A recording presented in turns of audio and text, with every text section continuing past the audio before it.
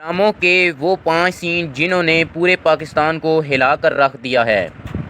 السلام علیکم دوستوں، آج کی ویڈیو ان خاص لمحوں پر ہے جو صرف سین نہیں تھے بلکہ جذبات کا طوفان تھے۔ ایسے ڈائلاگز، ایسی اداکاری اور ایسے ٹرینڈز جنہوں نے ہمیں ہلا کر رکھ دیا۔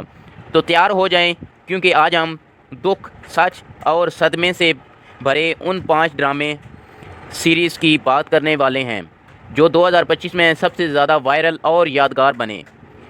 ڈرامہ 5 چپ کے آنسو، ماں کا آخری خط۔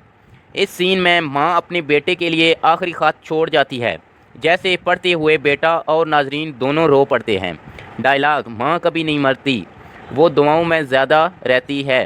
یہ سین سوشل میڈیا پر اتنا وائرل ہوا کہ ہزاروں لوگوں نے اپنی ماؤں کو ٹیگ کیا۔